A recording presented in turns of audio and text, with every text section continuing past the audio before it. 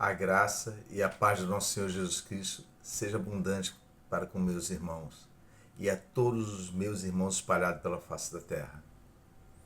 Irmãos, nessa continuação do estudo que iniciamos na semana passada, nós falamos sobre Lamentações, capítulo 3, versículo 39, que diz: de que se queixa o homem?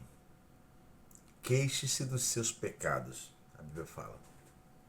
E nós falamos como essa queixa chega diante de Deus, ela chega simplesmente simplificada. Deus ouve a queixa do homem, mas o homem, quando se queixa para outro homem, ele fala para outro homem aquilo que ele queria falar para Deus, mas não tem coragem. Ele não quer enfrentar Deus, ele sabe que vai perder. É essa a palavra certa. Então, nós vimos na semana passada todo esse contexto. O contexto da palavra Anã e da palavra Lim. Anã é utilizado em Lamentações e em Números. E Lim é utilizado em todo o restante, todo o contexto. Que é quando os homens reclamam com Moisés, é quando os homens falam abertamente que eles tinham coisas boas antes e agora não têm. Mas o que chega para Deus, na verdade, é Anã, não é Lim. Deus não precisa ouvir a reclamação toda. Basta saber que o povo murmurava. Quer dizer, basta saber que o povo murmura. Então hoje nós vamos falar, dar uma continuação e vamos apresentar exemplos que nós não fizemos na semana passada. Usamos o povo num contexto geral, o povo hebreu.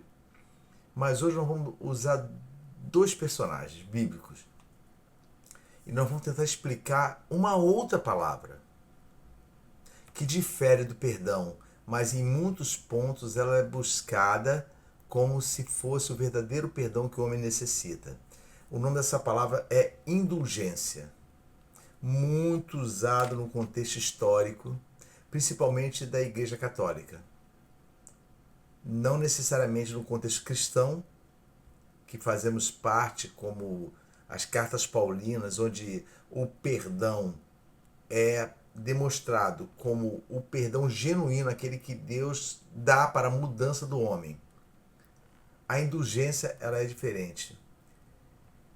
Por exemplo, poderia o homem em sua natureza caída estar em busca de um Deus meramente indulgente, em vez de um Deus perdoador?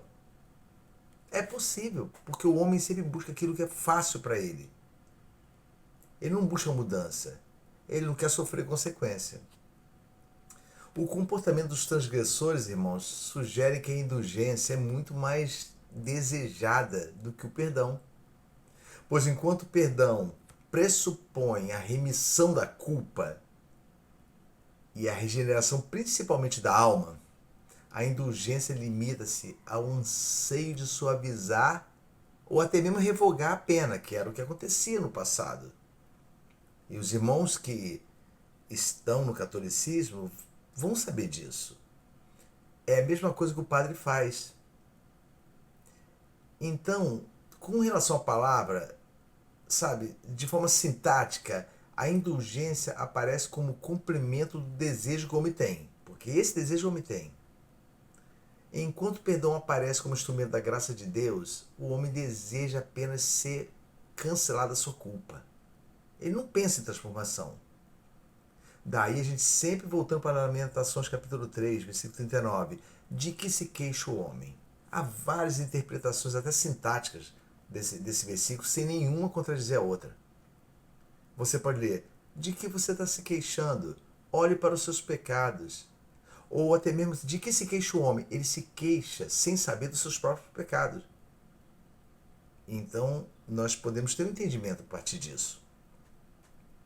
E eu fui com muita calma na primeira aula, porque não é uma coisa difícil de se entender, mas torna-se complicado quando não procuramos a verdade. Quando o nosso coração já está voltado para os erros de uma forma que a gente só quer se aliviar da culpa. A gente chora todos os dias e pedimos perdão a Deus, mas voltamos a praticar a mesmíssima coisa. O que nós praticamos é indulgência. É pedido de indulgência e não de perdão. O indivíduo que se fia na indulgência, ele não busca a santidade, irmãos. Ele busca a impunidade. Ele não quer sofrer o dano daquilo que ele deseja no coração. Ele deseja que a conta dos seus atos não lhe seja cobrada, essa é a verdade. Ele negligencia que o perdão divino é uma restauração de comunhão. Não interessa a ele. Ele só não quer sofrer a consequência do pecado. A indulgência é apenas um salvo-conduto para que a criatura, o homem, permaneça em sua natureza original, irmãos. E com isso, esse homem se esquiva das consequências de suas escolhas. Pelo menos pensa que pode se esquivar. No tribunal da própria consciência, o homem prefere um cúmplice que tolere seu erro a um salvador que o liberte dele. Vocês estão entendendo? A busca por indulgência é buscar como se fosse um cúmplice que olhe para você e aconselhe você que você está fazendo certo, que tolere o seu erro. Peça perdão, peça perdão, peça perdão. O perdão é bíblico, mas o que é enfaticamente bíblico é que Deus concede perdão para mudança, para aquela atitude da conversão, que é composta por fé e atitude dessa pessoa. Então, a gente começa a ver uma discrepância. O encontro Salvador quer nos libertar desse erro, para não precisarmos mais servirmos a esse erro como escravo. A indulgência, ela trabalha, na verdade, no final contra, porque além dela conceder ao homem uma misericórdia temporária, o que também não acontece, porque isso é teórico, isso é uma coisa totalmente humana, a indulgência, praticada pelos religiosos passados e até hoje ainda também. O perdão de Deus busca a restauração da alma do homem por meio da pessoa do nosso Senhor e Salvador Jesus Cristo. Mas nós vamos hoje, irmãos, ver essa diferença, sabe? A partir do momento que o transgressor na sua natureza caída, ou seja, o transgressor o homem caído, começa a demonstrar uma inclinação muito mais latente pela indulgência do que pelo perdão, então nós observamos em registros da própria linguagem e na própria experiência humana, a indulgência é mais procurada e compreendida por aquele que erra do que o próprio conceito bíblico de perdão. Entendam isso. Ela é muito mais procurada e compreendida, ou seja, é muito mais fácil entender a indulgência do que entender o perdão de Deus. Como é que nós podemos explicar isso? É simples. O homem tem uma natureza caída e por isso está debaixo da ira de Deus. Todos os homens. O nosso Senhor e Salvador Jesus Cristo veio para resgatar o que se estava perdido. Veio para juntar no aprisco todas as ovelhas desgarradas. Então o homem não consegue compreender isso, porque isso tem que ser discernido em sua mente de forma espiritual pelo próprio Deus. Mas a indulgência, ela facilita muito mais. Se a indulgência busca suavizar a pena, ou até mesmo na sua mente cancelar, então o perdão bíblico você passa a não entender, porque o perdão bíblico atua na esfera da remissão da culpa e na restauração, agora que é a parte principal, na restauração da comunhão com Deus. E você começa a pensar, o que eu estou buscando? Será que eu busco indulgência todos os dias? Porque o mesmo pecado que eu pratiquei hoje, em pedir perdão para Deus, eu pratico amanhã e peço perdão para Deus, e pratico depois e peço perdão para Deus. Daqui a pouco, nem para Deus você está pedindo perdão. Daqui a pouco você está confessando para outros homens e os homens falam, Deus vai te perdoar, porque Deus é um Deus perdoador. Sim, na pessoa do nosso Senhor Jesus Cristo, Ele é um Deus perdoador. Na pessoa do seu Filho, Ele é um Deus perdoador. Essa restauração de comunhão, sabe, com Deus, Na verdade, ela livra o homem de uma condenação definitiva. A indulgência é buscada apenas como um artifício, irmãos, para atenuar, para até mesmo reincidir a pena imediata. O centro dessa distinção, eu vou dizer que reside na motivação. Ou seja, quem busca o perdão anseia pela santidade e pela reconciliação. Quem busca o perdão. Mas quem busca a indulgência, o que não são poucos, não, anseia pela impunidade, ainda que sua boca não declare isso. O homem confia nas indulgências, irmão, não porque deseja ser transformado, mas porque deseja que o peso das suas escolhas lhe seja retirado, sem que ele precise abandonar a natureza dessas escolhas. E os irmãos vão compreender isso melhor, porque a natureza dessas escolhas leva o homem ao erro que ele precisa confessar. Olha que ciclo. Então ele confessa, ele só quer ficar livre da culpa, mas a tendência dele já sabe que ele não quer largar aquela vida. É como aquela tristeza, sabe, de final de semana, ou daquela tristeza porque nós tivemos um sonho horrível, onde demônios nos pegavam e acordamos com a epifania na nossa mente e coração. Senhor, me livra disso, Senhor, por favor. E é assim que você tem a impressão de que Deus ouviu a tua oração e você sente o alívio. Você imediatamente, esse alívio não traz uma coisa boa para nós, porque é momentâneo.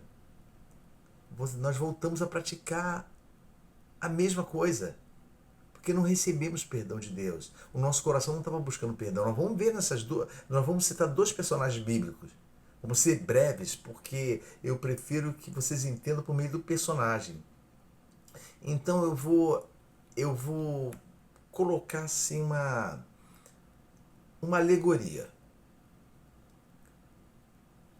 Sabe, o problema reside, irmãos,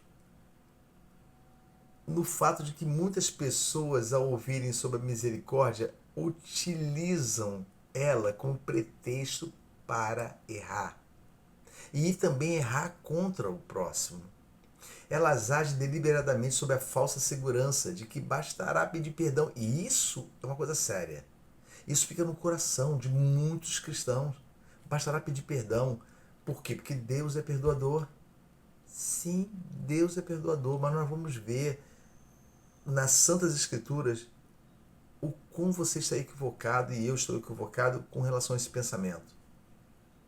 Porque nós pedimos perdão para depois reincidir no mesmíssimo erro e pedir perdão novamente. Isso não é o perdão de Deus. Nós estamos buscando dele indulgência. E Deus não é homem para praticar a liberação de indulgência. A liberação de indulgência é uma carta assinada de que você está perdoado e se você praticar aquilo de novo, você vai ser perdoado também. De novo. Então isso faz com que a pessoa não necessite da justiça de Deus. Não tem nenhuma necessidade. E isso, irmãos, isso revela muita coisa sobre a natureza desse tipo de pessoa. É como criar uma serpente, sabe? Vamos pegar isso. Ó, vamos supor que você achou uma serpente que não é venenosa. Uma piton, ela é enorme, uma sucuri, ela é gigantesca, mas ela não tem veneno. Aí você pega ela pequenininha e você começa a cuidar dela desde pequena. Você acredita que ela se tornará dócil porque ela está sendo criada. Isso acontece com muito animal de estimação. A serpente, uma serpente. E você apresenta ela para a família, as crianças brincam, ela pequenininha, ela sobe nas mãos e vai. Isso, irmãos, vai exemplificar o perigo que eu estou tentando explicar para os irmãos. Todavia, irmãos, a natureza, ela possui uma natureza que é intrínseca nela, que não muda pelo simples convívio. Ela é um animal selvagem e agressivo. É da natureza dela. Começa a comparar com a natureza humana. É essa natureza imutável que faz com que muitos se acomodem na indulgência. Sabe, eles pensam assim, eu sou assim, essa é minha natureza, portanto, eu sou passivo de perdão incondicional. É isso que as pessoas pensam. Elas pensam que porque elas acham que tem uma natureza que Deus tem que olhar para elas e ter pena delas. Ou porque adquiriram essa natureza do convívio familiar. E isso tudo é mentira de Satanás na mente das pessoas que assim praticam. Confundir graça com a permissividade é um pecado altamente grosseiro. Porque isso ignora que o perdão sem arrependimento não transforma a natureza de ninguém. Você ignora isso. Não, eu sei disso, mas eu vou fazer assim mesmo. Perdão, irmãos. Perdão de Deus. O vai e não peques mais, o qual Jesus falou diversas vezes. Vai e não peques mais para que não te suceda pior, que falou também. Isso é santo. É isso que o homem não compreende barra não quer compreender. Ele prefere mentir para si mesmo de que é uma pessoa sendo guiada por Deus, mas convive pacificamente com seus pecados, se comunica com seus pecados. E isso não é a vida de uma pessoa restaurada, lavada e remida e com o nome escrito no livro da vida. Nós temos que começar a temer isso aí. Será que essa mentira está alimentando o meu coração e o teu? Eu digo será porque só quem conhece porcamente é a pessoa e perfeitamente é o Senhor que conhece o interior de todos os homens. Então pense nisso. E eu vou citar o primeiro exemplo, irmãos. O famoso Caim. Ah, alguém vai falar, já vai ele falar de Caim, tá? Matou seu irmão, foi rejeitado na oferta? Não. Tem muita coisa por trás disso. Talvez algo que você nunca tenha reparado. Esta natureza que se oculta sob o manto da falsa indulgência, porque na verdade é falsa, ela não retira o problema principal do homem. Manifestou-se plenamente no primogênito de Adão. Manifestou-se nele, o primogênito. Caim era o primogênito. Caim soube, olha só, irmão, soube do pecado dos pais, porque com certeza Eva e seu esposo Adão contaram para a família o que aconteceu. Mas ele interpretou erroneamente as consequências. Talvez ele tenha observado que Adão e Eva permaneciam vivos quando Deus falou: certamente o dia que você comer, você vai morrer. E ele olhava para os pais e pensava: eles estão vivos ainda, eu estou vivo ainda, então eu posso matar meu irmão. Ele entendeu que a morte prometida por Deus não havia acontecido, que talvez tenha sido um equívoco do próprio Criador. Porque não aconteceu com seus pais de forma imediata. Ele não entendia isso. O homem natural não entende que essa morte natural que nós temos, apesar de ter entrado pelo pecado, ela apenas é uma prévia do que ainda vai acontecer no futuro, que é a total separação do Criador. O homem criado dependia e dependerá da ligação com o seu Criador. Essa é a parte santa da criação, a parte que a ciência não pode rir disso. O homem tem um elo com Deus, porque foi criado esse elo desde a criação. Por isso que Jesus Cristo tinha que ser homem, carne, para que pegasse na mão do homem e segurasse na mão do Pai. E ele fosse o elo de ligação novamente. E como o homem adquire isso? Se reconhecendo e se arrependendo dos seus pecados. O que já foi exaustivamente explicado nessa escola dominical. E as pessoas que têm dúvida, que busquem os demais estudos passados, que vai receber boa explicação, não porque eu dei aula, mas porque a palavra de Deus explica. Caim não sabia que tipo de morte estava em jogo. Ele não sabia, ele estava bancando bobo. A separação total da comunhão com Deus. Ele não sabia disso. Quando ele resolve matar Abel, olha que coisa interessante, o ato já parte de uma queixa. Olha só, a exigência de ser aceito independentemente de como ele é. Ele queria ser aceito. Caim queria ser aceito como irmão, mas sem abandonar o veneno que já nutria o coração. Então, nós chegamos à conclusão de que o problema de Caim não foi na oferta. Ele já estava sendo observado por Deus há muito tempo. Sabe?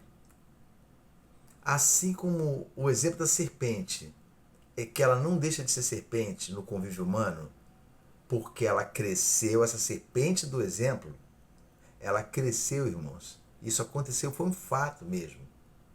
Tem um ano mais ou menos que aconteceu isso. Uma família resolveu criar uma piton birmanesa. Uma piton é uma cobra que chega até 4 metros. Pegou o filhotinho e achou que podia colocar ela em casa e fazer um animal de estimação lindo. Ela foi crescendo, estava tudo muito bem. Por isso eu citei esse exemplo. Até que matou o filho de 15 anos. Estrangulou até quebrar os ossos. Aí pronto, você vê, não tem como mudar. Assim como a serpente não deixa de ser serpente no convívio humano, o coração de Caim já nutria essa rejeição muito antes das suas mãos se mancharem com sangue. Não tinha a ver com assassinato, não tinha a ver com a oferta rejeitada. Tudo isso era consequência da rejeição de Deus por ele. Deus rejeita, porque ele é Deus. E nós nunca vamos poder lutar. Ele não buscou uma correção de caráter, irmão. Ele buscava a aceitação da sua vontade própria. Ele queria que recebessem dele, quer bem, quer mal, do jeito que ele era. A história de Caim diz isso. Ao ignorar, irmãos, esse aviso de que o pecado jazia à porta, e nós vamos ler muito bem isso, ele demonstrou que não desejava perdão. Eu não quero esse perdão. Mas a complacência que Deus permitisse ele ser como ele era. E Deus nunca vai permitir isso, não porque eu quero colocar Deus em xeque, porque a santidade de Deus diz isso. O desejo de Deus é ser de santos, como eu sou santo. Então já parte de Deus isso. E o versículo diz, ó, Deus confronta Caim. Quando Caim leva a oferta, Deus atentou para a oferta de Abel, mas a de Caim não atentou. Nem para. A Bíblia fala que ele atentou para a oferta de Abel e para Abel. Quanto a Caim, ele não atentou nem para Caim, nem para a sua oferta. Ele rejeitou. Já era para desconfiar. Por que ele rejeitou minha oferta? Aí ele chega. Caim chega, se ira, porque isso era da natureza dele. Por isso que nós estamos varrendo esse ponto de que Caim, já desde o início, ele estava simplesmente disposto a afrontar Deus. Talvez tenha sido o único que observou de forma sagaz a história dos pais, Adão e Eva. Enquanto Abel deve ter ouvido a mesma história e se contristou. Poxa, nós fomos banidos, então eu buscarei esse Deus, porque eu sei que ele também pode ser misericordioso comigo. Por isso que Abel é chamado o justo Abel, o justo Ló. Sabe, a Bíblia sempre vai falando isso. Quando fala o justo, não é perfeito não, mas é aquele que anseia pela busca do Senhor. Então o versículo diz, assim que ele se irou, no versículo diz, ó, então lhe disse o Senhor, por que você está irado? Essa pergunta, temos que prestar atenção nisso. Por que você está irado? Lamentações 3:39 compara uma coisa com a outra. De que se queixa o homem? Olhe para os seus pecados. E vai entender você mesmo. É a mesma coisa que Deus está falando, o Senhor está falando para Caim. Por que você se irou? Ele está chamando a atenção de Caim. E porque o seu semblante descaiu, irmãos, quando fala descaiu o semblante, é aquela imagem que nós transparecemos para as pessoas quando temos revolta na nossa vida. É aquela imagem que a gente transparece para as pessoas, não é uma imagem de tristeza não. Descaiu o semblante, é total revolta contra Deus, mas não revelado. Porque nós achamos que a gente não falando que é com Deus, que vai passar despercebido. O Senhor sonda os corações e conhece melhor do que nós mesmos que o temos dentro de nós. Então ele fala, por que você se irou? Ó, uma atitude, um sentimento, por que você se irou? E por que descaiu do semblante? Você transmitiu, você não só se irou, mas fez questão de que quem olhasse para você soubesse que você estava irado. Aí no versículo 7, capítulo 4, versículo 7. Vamos confirmar aqui rapidinho, se eu não estou enganado. Que de cor eu sei, mas eu... Pode ser aqui.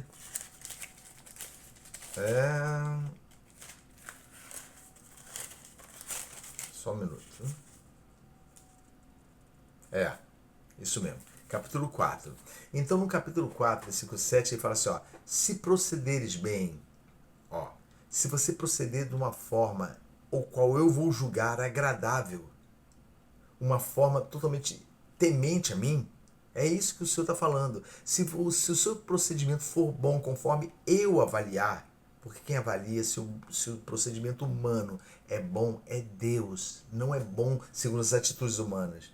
Então vou repetir, se procederes bem, versículo 7, não é certo, ó, já diz, ó, é sacramento, não é certo que serás aceito, é simples. Quem está renegando você sou eu, não é o teu irmão. Eu estou desprezando você, porque eu criei você e exijo de você temor e tremor diante de mim. Então, se procederes bem, é certo que serás aceito, que era o desejo dele. Mas o que Caim queria? Isso que nós estamos explicando. Ele queria uma indulgência. Ele queria simplesmente ser aceito sem mudança. E está cheio de gente assim, irmãos. Sem mudança alguma. Eu não quero mudar, eu quero ser aceito por Deus. Pessoas que se irritam quando ouvem o argumento da palavra. Quando ouve algum irmão exortar e chamar a atenção para crescimento e a pessoa não quer, mas ela anseia para que sejam perdoados os seus erros. Quer dizer, as consequências dos seus erros ela não quer assumir. Ela não quer. Então, se procederes bem, não é certo que serás aceito? Porém, se todavia procederes mal, aí entra um outro personagem, chamado pecado. Se você proceder mal, você vai atrair essa entidade para perto de você. O seu procedimento for de queixa e rancor, você atrai, já é um pecado, mas você atrai o pecado com personificação. E você sabe que o pecado personificado, quem é? Sabe disso? O iníquo, a antiga serpente, Satanás. Você acaba chamando e fazendo um contrato com ele sem saber o que está fazendo. Então, se você proceder mal, eis que o pecado, olha só, o pecado está à porta, calmamente. Bateu na tua porta. Não é isso? E o desejo dele, você pode até pensar que é a favor de você, mas não é, é contra ti. E se você descobrir isso e crer no que eu estou falando, que o pecado tem um desejo contra você, e vocês vão entender porque Deus estava falando isso com Caim, eu te dou o poder, eu já lhe dei o poder de você dominá-lo, é uma escolha. Você pode receber o pecado, que o pecado ele elogia a sua ira e o descaimento do seu semblante. Ou você pode dominá-lo e expulsá-lo de você e se submeter à contrição e ao arrependimento diante do seu Deus. É isso que Deus está falando, tudo isso que Deus está falando nesse versículo. A ti, você tem o dever de dominá-lo. Não está dizendo que você tem que fazer um esforço descomunal para Caim. Não está falando para Caim, Caim, você vai ter que dar teu jeito. O pecado é impossível de dominar, mas você vai ter que dominar. Não, ele está dizendo que Caim, está em você o dominar, porque é uma questão de escolha. Caim supôs que o pecado fosse um aliado inofensivo. Por isso que Deus falou, o pecado está à porta. O desejo de matar o irmão era o que o pecado estava trazendo. Sabe, o pecado era como aquele amigo. E eu exorto muitas pessoas com relação a isso. Irmãos, nós lidamos com pessoas incrédulas o dia todo. Pessoas, gente boa, pessoas legais, mas tomem cuidado. Essa pessoa pode ser no momento de descuido teu e meu, essa pessoa pode ser um instrumento de sagacidade e sabedoria de Satanás, de entrada para a nossa vida, com apenas algumas frases. E no nosso convívio, essas frases vão sendo lançadas como veneno, a Bíblia fala, como destilar o veneno. E nós vamos nos acostumando como se essas pessoas fossem boas para nós. É o que aconteceu com Caim. O pecado está à porta. Caim considerava que o pecado personificado fosse amigo dele, porque o pecado estava elogiando ele. Você está certo, tem mais é que matar esse irmão sem vergonha, que tenta ser melhor do que você. Esse tal de Abel. Então eu estou agora exortando você que está ouvindo essa escola. Olha as pessoas que te rodeiam. Olha no seu trabalho. Pessoas, gente boa, legais, que você até prega a palavra. Cuidado com a confiança. Porque podem ser verdadeiros pecados que estão batendo na tua porta. Com conselhos que são totalmente contrários à vontade de Deus, mas que têm aparência de justiça. Reparem, você que não consegue, você e eu, se nós não conseguimos nos libertar de um pecado, vai aparecer alguém para dizer assim, não é bem assim não, dá para você viver assim, porque eu passei por isso. Na minha vida eu passei. Dá para você viver bem assim. E essa é a mentira que o diabo coloca. O pecado jaz à porta, e o seu desejo será contra ti, mas a ti cumpre dominá-lo. A ele cumpria dominá-lo, mas ele preferiu o quê? Queixar-se. Ele preferiu queixar-se da punição quando a conta chegou. O que aconteceu? Olha o que diz Gênesis. Gênesis capítulo 4, versículo 13 e 14, depois que ele matou o irmão. Olha que coisa terrível, irmão. O que a gente lê Gênesis, como está lendo uma história em quadrinhos. É a mensagem de Deus. Aquilo tem que ser decifrado por meio do Espírito Santo de Deus. Gênesis capítulo 4, versículo 13 e 14 diz assim: Então disse Caim ao Senhor, após Deus falar para ele que ele era um assassino: É maior a minha maldade do que ela possa ser perdoada. Olha o que ele falou no versículo 13. Então disse Caim ao Senhor: Maior é a minha maldade que a que possa ser perdoada. Ele já estava decretando para ele, não tinha arrependimento nenhum. Ele estava sentindo a culpa, o resultado. Ele não queria ter, ele achou que fosse passar ileso disso aí.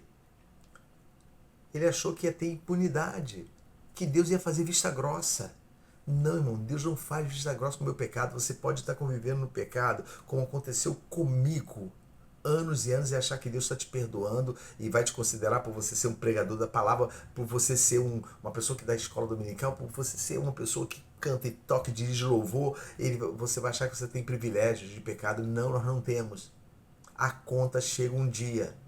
E a conta chegou para Caim. E se o teu coração, porque Caim, olha só, se o teu coração é impenitente, porque esse era o coração de Caim, busca lá o estudo que fala sobre o coração impenitente. Tá num dos 150 estudos, a escola dominical foi dado, procura lá. O coração impenitente, aquele coração que não se arrepende por nada, ele não se arrepende. Ele chora, ele sofre, mas sempre o pecado está à porta soprando. Você que é injustiçado, não confessa pecado, não é isso. Isso é o pecado à porta. Eu às vezes tento explicar para alguém. Às vezes eu pego alguém triste. Diversas vezes já aconteceu. E a pessoa tem tristeza, mas ela não larga a sua justiça. Não, fizeram mal comigo. Isso não é justo. Como se ela nunca fizesse mal a ninguém. Nem nunca tivesse feito mal a ninguém. É isso. O pecado que está à porta, batendo ali, ele tem esse desejo contra você, mas você acha que é um desejo a favor de você. Você pensa que o pecado que você não está vendo como pecado está batendo na tua porta, e pode ser diversas facetas. Eu não quero entrar aqui em detalhes, que eu já expliquei. Nós lidamos com pessoas incrédulas, e qualquer uma pode ser um emissário de Satanás, não desmerecendo a pessoa por causa da falta de Cristo na vida dessa pessoa. Então tomemos cuidado. Então o que Caim fez foi receber um conselho do pecado. Você vai se dar bem. Sabe? Quando Cristo falou, quando o Senhor falou que a ele cumpria dominá-lo, estava falando, olha, ainda dá tempo. Eu gosto dessa frase. Porque ela tem que colocar temor no nosso coração. Ainda dá tempo. Quanto a isso, ainda há esperança. A semântica pode mudar, mas o sentido é o mesmo. Ainda dá tempo. Você pode parar ainda. Então, Caim disse ao Senhor, maior é a minha maldade que a que possa ser perdoada. Então ele já decretou. Ele não se arrepende. Ele dá até um exemplo de punição para Deus. Eis que hoje me lanças da face da terra, me lanças fora da face da terra. E da tua face, me lanças da terra e da tua presença. Ele estava decretando, eu sei que o Senhor vai me jogar fora. Mas primeiro ele falou, maior é a minha maldade do que eu possa suportar. Isso que ele está dizendo. Quando ele fala que possa ser perdoado, ou seja, ele está sentindo o peso da consequência, mas ele não se arrepende. Então já dá o veredito, eis que hoje me lanças da tua face, da face da terra diante de ti, eu me esconderei, olha só, e serei fugitivo e errante na terra. Ele mesmo se decretou. Não precisou Deus. Mas não havia nenhuma penitência no seu coração. Tudo que ele queria era uma indulgência, uma palavrinha assim, vai, você reza tantas Ave Marias, me perdoa por citar isso, mas essa é a verdade, porque eu fui disso aí quando eu era criança até jovem. Se eu me confessasse com o padre, ele perdoava o meu pecado, mesmo, eu sabia que eu ia fazer de novo. Vai lá, você reza tantas rezas e pronto, acabou. E eu pecava de novo e tinha que ir lá confessar para o padre. Isso é indulgência, dá para você entender. Irmãos, você sabe o que a Bíblia fala de Caim? Quando ele fala para Deus assim, serei fugitivo e errante na terra, e será que todo aquele que me achar me matará? O Senhor fala, pera aí, não vai ser assim não. Você vai sentir o peso do teu pecado. Eu não vou permitir que ninguém te mate, tá lá. Não vou permitir que ninguém te mate, porque você vai ter que sentir o peso de ter ouvido o conselho do pecado. O seu irmão era como você, em termos físicos, em termos humanos, e escolheu me temer. Por isso o sangue dele clamou a mim. O justo Abel, aquele que talvez aconselhasse o irmão, temamos o Senhor. E o irmão Caim respondesse, tema por quê? Falou que papai e mamãe iam morrer e estão vivos até hoje. Aí, talvez Abel tenha falado, não é essa morte, é uma separação dele, do Criador, que papai e mamãe o viam todo dia no jardim. Resposta de Caim, não, isso é conversa fiada. Nós estamos com a vida aqui boa também, ninguém perturba a gente, está tudo bem. Quer saber, você para mim é um idiota, Abel. Eu vou continuar com a minha vida e vou ser muito mais próspero do que você. Então ali já tinha uma inveja no coração. Eu parafraseei as escrituras e coloquei as minhas palavras e a minha interpretação para que vocês entendam. Mas é mais ou menos isso que aconteceu. Não era uma coisinha assim de que um estava do lado e outro estava do outro. Ambos se observavam. O justo observava a injustiça e o injusto observava a justiça. O justo tinha misericórdia, aconselhava o injusto, e o injusto tinha ódio, queria matar o justo. Então por aí você já vê a diferença. Volta sempre a Lamentações e fala, de que se queixa o homem? Quais são suas queixas? Olha para o teu pecado. Olha para o teu pecado. Aí põe a mão na tua boca e cala. Você sabe de quem Caim era? A quem Caim pertencia? Olha, Caim, a Bíblia fala que ele era do maligno. Por isso eu estou dizendo que não foi questão da oferta, não. Irmãos, quem é do maligno não tem como ofertar a sua vida para Deus. Porque ele tem que ser liberto do maligno. E Caim era fortemente aparentado com o maligno. Ele tinha na sua vida toda um cerceamento do maligno trabalhando com ele. Afinal de contas, está trabalhando com metade da humanidade. O primogênito.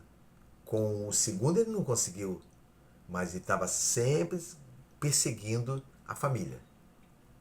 Porque não foi completa a destruição no Éden. Ele tinha que destruir toda a criação de Deus, toda. Então, como ele era do maligno, que a Bíblia fala, 1 João 3,12, fala que ele era do maligno, não começou na oferta. Suas obras sempre foram más. Olha o que diz 1 João 3,12. Não sejamos como Caim. Ou seja, não como Caim, que era do maligno. Olha só. Ele pertencia ao maligno. Olha que coisa terrível. E hoje não é diferente, não está cheio de Caim. Será que eu sou um Caim? Você também é um Caim? Temamos isso. Não como Caim, que era do maligno e matou seu irmão. Aí falei, por quê? Por que causa matou? 1 João 3,12. E por que causa matou? Qual foi a causa da morte? Porque ele não gostava do irmão? Simplesmente não. Porque as suas obras eram más e as de seus irmãos justas. Irmãos, enquanto não nos transformarmos, vamos sempre matar aquele que prega pra gente. Você pode ver, enquanto não houver mudança na vida do impenitente, na vida dos cainitas, eles vão sempre ter desejo de matar o justo que chega para ele e fala o segredo da palavra, a saída para o perdão do pecado. Toda a vida, quando negligenciamos a verdade, nós queremos matar o mensageiro, aquele que traz a verdade para a gente. Então temamos isso. Temamos, porque as suas obras eram más e a de seu irmão justa. Sabe o que é justa no hebraico? Não é que ele era justo e tinha que ser aceito por Deus de uma forma ou de outra. Não, porque Deus via nele compaixão e amor pelo seu Criador. Ele não olhou o pecado somente como uma consequência dos pais. Ele falou assim, não, eu não quero me separar de Deus. E então, com todas as suas forças, ele se aproximava de Deus. E Deus se agradava disso, por isso ele chamava de justo. E nós temos um segundo exemplo, irmão. Falamos de Caim. Caim representa o coração impenitente, gravem isso. Impenitente, não me arrependo. Mas e quando a pessoa é profana?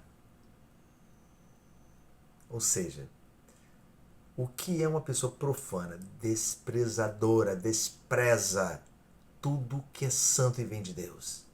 Ele despreza, simplesmente ignora e considera ridículo, coisa que ele nunca vai botar um dedo. Mas a figura dele é de uma pessoa totalmente voltada para Deus. Nós estamos falando de Esaú, irmãos. Da mesma forma, encontramos em Esaú a personificação daquele que confunde, irmãos, o valor do sagrado com a satisfação de seus apetites. Os irmãos entendem. O sagrado, que é Deus, Jesus Cristo, o Pai, o Filho e Espírito Santo na nossa vida, o remidor dos nossos pecados, o sangue regenerador, o sangue purificador das nossas vidas, que nos torna aceitos por Deus, nós desprezamos para satisfazer apetites.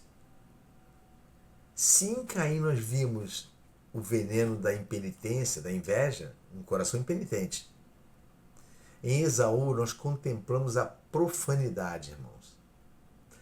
Ele não buscou a restauração da sua alma, mas a restituição de um privilégio que ele mesmo desprezou. Não precisamos ler. Todo mundo conhece a história de Esaú, não precisa. Esaú e Jacó. Eu vou citar a história. Esaú, primogênito, tinha o direito da primogenitura, mas não amava a primogenitura. Ele se preocupava com a sua vida, era um mulherengo, jamais procedia de forma correta diante de Deus, mas ele tinha o direito, porque o pai iria colocar essa bênção sobre a cabeça dele. Em contrapartida, Jacó era aquele menor, sabe? Aquele que não tinha tanto valor quanto o irmão, que era um caçador robusto, mas ele amava o que Esaú desprezava. Essa é a parte interessante. Esaú utilizou a sua necessidade física, irmãos, no caso o episódio da fome, como um pretexto para abrir mão da sua herança espiritual. Ele não ligava. A herança é espiritual, não é a herança que o pai ia proferir com os lábios, não.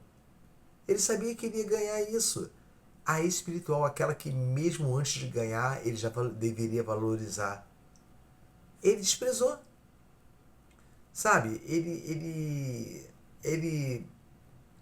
agiu sob a falsa segurança de que a primogenitura era um direito garantido por natureza. Ele se enganou. Irmãos, é isso que o pecado faz, irmão, quando ele está à porta. Ele engana você e eu.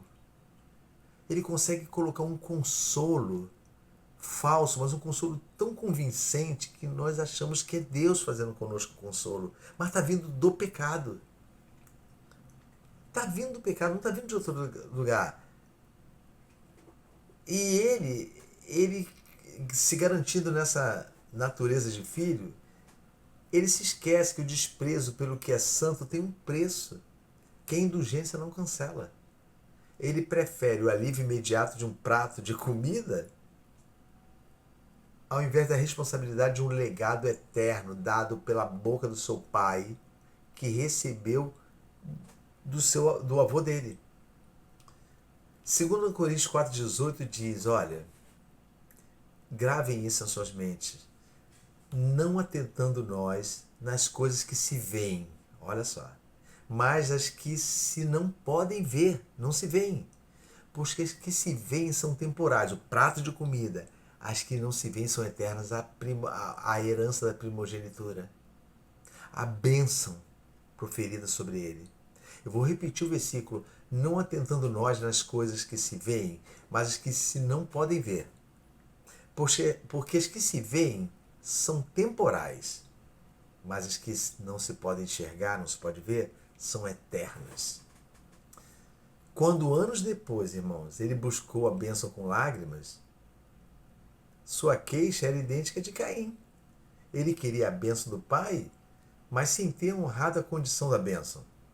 A condição da bênção era temor diante de Deus. Lembram quando o seu pai Isaac, ele aprendeu de Abraão? Vocês vão ver mais tarde que Isaac ele tinha um temor de Deus. Tanto que quando ele soube que tinha abençoado outra pessoa, no lugar do primogênito, outra pessoa não, o outro filho, ele poderia falar assim, não vale para ele, é tua. Ele roubou, ele é maligno, não vale para ele, ele poderia proferir, mas ele fala para assim, eu não tenho mais nenhuma bênção. Isso não quer dizer que valia somente a frase, não. Ele estava dizendo, o seu irmão, ele não tomou, ele agiu com sagacidade sim, mas essa bênção foi recebida por ele, o que condiz que está no plano de Deus. É isso que ele explica, eu não tenho mais nenhuma bênção. Os irmãos procuram ler com cuidado mais tarde. Eu não tenho mais nenhuma bênção. Então, ele buscava a indulgência. Ou seja, o cancelamento da perda. Não, dá o teu jeito. Cancela isso aí. Mas não buscava arrependimento. A mudança da natureza profana. Como diz a Escritura, irmãos, ele não achou lugar de arrependimento. A Bíblia fala. Ainda que buscasse com lágrimas, ele não teve lugar de arrependimento. Porque seu choro era pela consequência, não pelo pecado. Justamente as pessoas buscam indulgência. Elas não querem sofrer o dano. Quando a conta chega, elas não querem pagar. Elas querem que elas sejam perdoadas e elas tenham a dinâmica na sua vida terrena de praticar novamente. E querem ter essa garantia da indulgência. Por isso que muitas pessoas foram enganadas no decorrer dos anos, porque confiaram que, como Deus é um Deus perdoador, permaneceram nos seus pecados. Hebreus 12:16, irmão, fala assim, ninguém seja fornicador ou profano. Ó, fornicador ou profano como Esaú, que por um prato de comida, um manjar, vendeu o seu direito de primogenitura. Era um direito dele. Irmãos, assim como Deus concede o direito de nós sermos filhos dele por meio do arrependimento das obras mortas. por meio do lavar regenerador do seu filho. Então eu concluo aqui com vocês que vocês entendam isso, sabe? Não sejamos fornicadores e profanos. Não sejamos pertencentes ao maligno como era Caim. Então perceba, eu usei duas personagens para que vocês entendam que são as duas que mais falam de forma enfática sobre isso. De que se queixa o homem? Todos os dois se queixaram.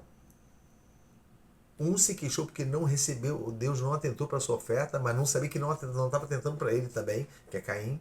E o outro se queixou porque ele tinha direito, porque ele era primogênito e isso não ia mudar.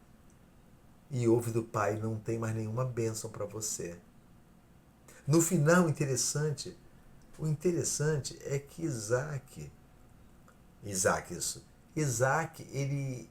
ele proferiu ainda algum pouco de bênção, olha, mas no final ele fala, você vai ser escravo do teu irmão. Olha que coisa interessante. Você vai servir ao teu irmão. Ele deve ter falado isso com muitas lágrimas, porque quem estava colocando essas palavras em sua boca era o próprio Deus. Era o próprio Senhor. E eu quero ler um pequeno trecho, irmãos, para a gente finalizar aqui como complemento daquela primeira aula. Eu não sei se semana que vem eu posso dar uma terceira parte disso aqui. Não vou prometer para os irmãos, mas até aqui está completo o que eu queria passar, o que Deus colocou no meu coração. Olha o que diz Hebreus 6, que, por coincidência também, toda essa escola dominical começou desde a primeira, baseada em Hebreus 6. Olha o que diz, ó. Hebreus, capítulo 6. Aqui, ó. Ó. Porque 6, versículo 4. Ó, porque é impossível, grava essa palavra, porque é impossível os que uma vez foram iluminados, olha só, provaram o dom celestial e se fizeram participantes do Espírito Santo e provaram a boa palavra de Deus. Ó. Mais uma vez, porque é impossível que os que uma vez foram iluminados, versículo 4, e provaram o dom celestial e se fizeram participantes do Espírito Santo, e o 5, e provaram a boa palavra de Deus e a promessa do mundo, dos poderes do mundo vindouro, e depois recaíram, sejam outra vez renovados para arrependimento. Olha o que diz. E depois caíram, em outra tradução diz recaíram, caíram de novo, e outra vez caíram, sejam outra vez renovados para arrependimento, visto que, quanto a eles, esses que caíram, estão crucificando de novo o Filho de Deus e o expondo ao vitupério, à vergonha diante dos homens. Então você e eu, coloquemos o nosso pensamento no Senhor. Os dias são maus e são os últimos, irmãos. São os últimos da minha vida. Antes eu tinha 20 anos. Não estava nem aí para a salvação da minha alma. Mas mesmo depois que o Senhor salvou a minha alma, ainda assim eu transgredi. Eu profanei as coisas dele. As coisas santas e bondosas que ele concedeu para a minha vida, juntamente com a promessa de herança. E ele perdoou o meu pecado. E por isso ensino para você, meu irmão. Não permita que a profanidade transforme o seu coração num coração impenitente. Que a maldade, quando bater sua porta, você saiba discernir entre aquilo que tem aparência de bom, mas é mal, e aquilo que é bom, que está vindo de Deus. Que você peça a Deus poder do céu para discernir cada palavra que você ouvir. O que você ouviu nessa escola e que você vai ler, não vai lendo e simplesmente, pronto, eu já sei. Não. Peça a Deus para te firmar nessas verdades que você ouviu hoje. Porque se Ele te firmar, nunca mais você desvia. Foi o pedido de John Bunyan para Deus, e eu aprendi lendo a biografia dele, aprendi e fiz isso com a minha vida. Me firma, Senhor Deus. Me firma naquilo que eu ensino, para que eu mesmo não venha cair novamente e envergonhar o seu santo nome. Amém? Que Deus conceda a você que você perceba de forma maravilhosa a imensidão da palavra de Deus, o poder transformador que essa palavra tem. E você sinta no seu coração um arrependimento que é promovido pela bondade de Deus, a condução dele para o arrependimento. É a bondade de Deus que faz com você, porque não é fácil. Como você vai gerar arrependimento em você se se não for a bondade de Deus que te conduz, conduz ao arrependimento? Aí você vai lembrar daquilo que nós ensinamos, do curral de cura. Ele te leva lá para 2 Coríntios 5,14, e o amor de Deus apresentado para você te constrange. E esse constrangimento significa, te aperta no local e você fica sem forças e Deus te trata. Pensa no céu, pense nas coisas do alto, porque nós já estamos mortos. Se nós já ressuscitamos com Cristo, pensemos nas coisas que são do alto, não nas que são da terra. Se nós já ressuscitamos com Cristo, então façamos isso e que Deus abençoe de forma abundante a tua vida, meu irmão. É a vida de todos aqueles em que você também ensinar esta palavra. Amém? Deus vos abençoe.